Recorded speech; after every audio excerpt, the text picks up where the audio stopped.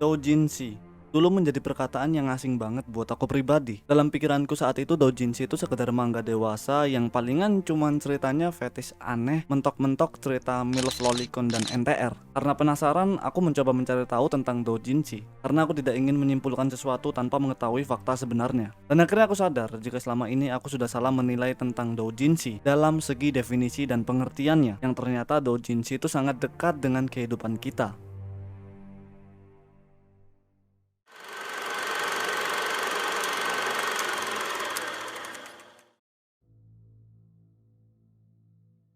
Ketika kita berbicara tentang doujinshi, sebagian besar langsung mendefinisikan sesuatu yang mesum, padahal yang nggak juga. Doujinshi memiliki arti untuk karya yang diterbitkan sendirian atau secara pribadi. Jadi pembuat karya tersebut mempasarkan dan mempublish karyanya secara sendiri. Berbeda seperti pada series umumnya yang memiliki penerbit. Contohnya seperti Gigi Akutami membuat Jujutsu Kaisen di Shonen Jump. Nah, urusan percetakan sama pemasarannya itu diatur sama Shonen Jump. Jadi diatur dan dilindungi oleh sebuah perusahaan. Jadi author bisa lebih fokus dalam menciptakan karyanya tanpa memikirkan hal yang lain. Berbeda dengan pembuat doujinshi, mereka membuat karya, mencetak dan menjualnya secara sendiri atau mandiri. Kenapa beberapa memilih menjadi pembuat doujinshi? Karena ketika doujinshi menjadi populer, pembuatnya akan mendapatkan keuntungan bersih secara pribadi. Dan kenapa beberapa memilih menerbitkan di sebuah perusahaan? Karena perusahaan dapat melindungi si pembuat dan karyanya yang mereka miliki, semisal nanti terjadi sesuatu yang tidak diinginkan. Semua ada plus minusnya tersendiri. Kembali ke doujinshi. Doujinshi diambil dari kata doujin yang memiliki arti orang yang sama. Dan kata ini merujuk kepada beberapa orang yang memiliki minat dan tujuan yang sama. Umumnya pembuat doujinshi disebut sebagai sakuru, yang umumnya mereka terbentuk dari sebuah kelompok dengan satu nama artis. Terkadang mereka menyebut diri mereka sebagai Kojin Sakuru, yang memiliki arti lingkaran pribadi, merujuk kepada sebuah circle atau golongan. Seiring perkembangan, doujinshi mencakup lebih luas lagi. Definisinya sama seperti yang di awal tadi, tapi doujinshi mencakup hal-hal yang lebih umum lagi. Hal ini mencakup game, sebuah acara, musik, dan lain-lain. Yang secara tidak langsung doujinshi memiliki definisi yang seimbang dengan karya indie. Ini alasan aku bilang, doujinshi sangat dekat dengan kehidupan kita.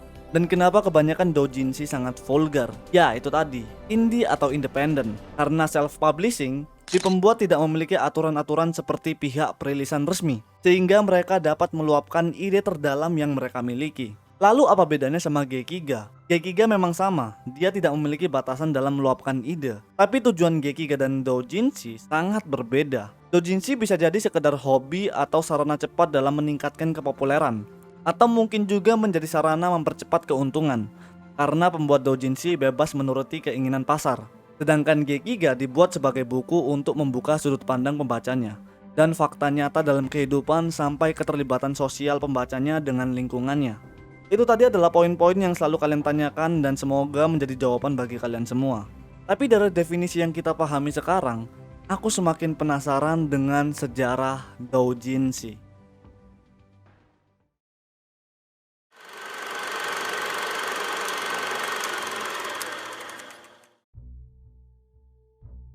Doujinshi sendiri berawal dari pengaruh majalah bernama Meiroku Zashi pada tahun 1874 di era Meiji. Yang saat itu majalah Meiroku Zashi memberikan beberapa ide terkait doujinshi dalam majalahnya. Majalah Meiroku Zashi dianggap majalah yang sangat kontroversial pada saat itu, karena dalam beberapa bagiannya berisikan kritik terkait kesetaraan gender, kebebasan beragama, dan teori penghapusan hukuman mati di Jepang. Sehingga hal itu membuat majalah Meiroku Zashi dihentikan karena dianggap menyudutkan pemerintahan Jepang.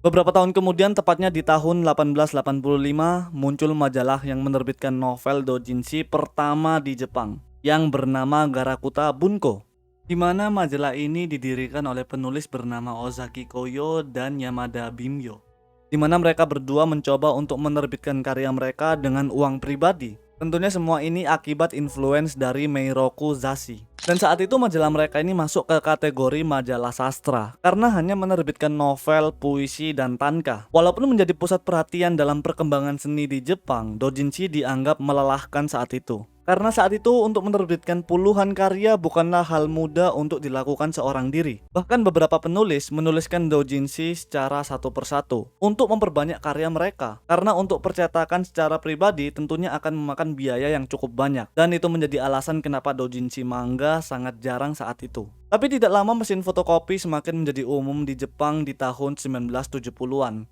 Sehingga beberapa orang dapat menggunakan akses tersebut tentunya untuk mempermudah menerbitkan karya mereka masing-masing.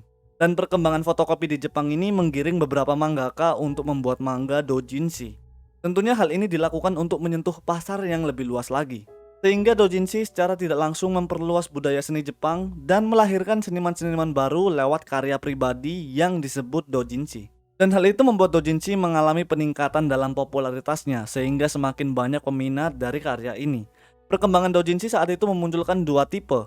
Pertama, karya original, di mana autor doujinshi membuat karakter dengan cerita dari ide sendiri. Yang kedua, aniparo, di mana para autor doujinshi membuat karya parodi dari cerita yang sudah ada di majalah komersial.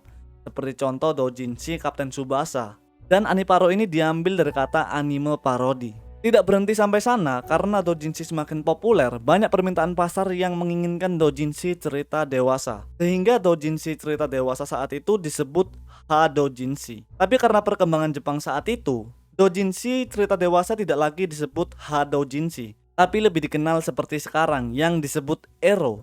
Sehingga memunculkan sebutan seperti eroge, ero novel, ero manga, dan lain-lain. Tapi itu baru hal menariknya saja. Karena setelah aku telusuri, ternyata doujinshi juga memiliki konflik dan kasus yang cukup terkenal saat itu.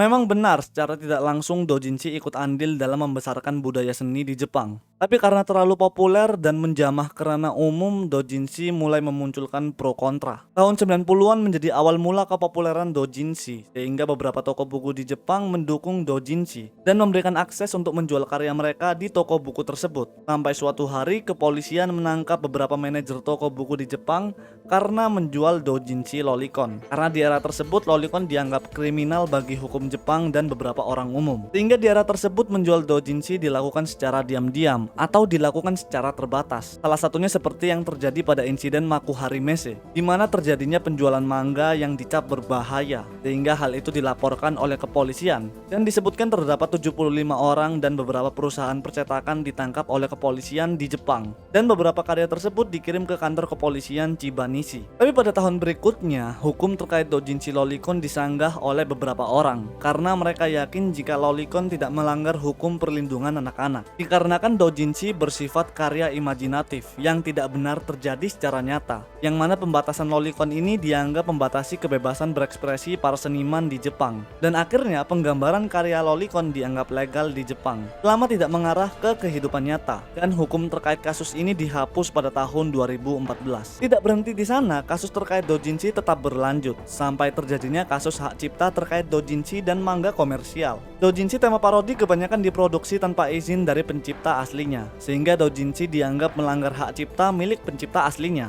Tapi dalam beberapa hukum di Jepang, kasus ini diusut jika pencipta aslinya menuntut karya tersebut. Tapi dalam beberapa kasus, pemilik hak cipta memilih untuk tidak mengusut doujinshi karena disebutkan jika itu dapat menguntungkan bagi karya komersial. Dan juga ini menciptakan jalan baru bagi seniman untuk berlatih. Dan juga tidak sedikit juga seniman berbakat dari doujinshi yang direkrut oleh pihak penerbit. Khalilkah Mehra, seorang profesor hukum di Temple University, berhipotesis jika pasar doujinshi menyebabkan pasar manga menjadi lebih produktif, dan penegakan hukum hak cipta yang ketat akan menyebabkan industri menderita. Kemudian Fuyuki Kono, seorang pengacara yang sangat akrab terkait hak cipta di Jepang, mengatakan jika doujinshi adalah zona tanpa hukum, sehingga doujinshi dianggap sebagai karya turunan atau ciptaan turunan dan hal itu dianggap sebagai kreativitas. Setelah melewati semua kasus dan era itu, doujinshi akhirnya bisa dianggap toleran bagi masyarakat umum, walaupun memang tidak semuanya.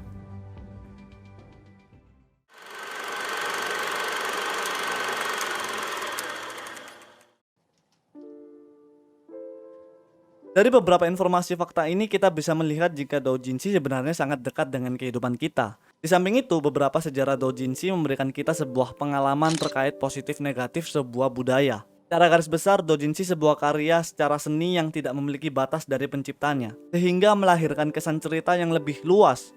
Walaupun di era sekarang doujinshi dipenuhi tema cerita dewasa, tapi doujinshi menjadi contoh salah satu budaya independen yang dikembangkan beberapa seniman di Jepang hingga ke masa sekarang. Tapi kita juga bisa melihat jika doujinshi tidak selalu bermakna negatif. Ya, jadi inilah dia dokumenter singkat berdasarkan rasa keingintahuanku terhadap salah satu budaya Jepang yang disebut doujinshi.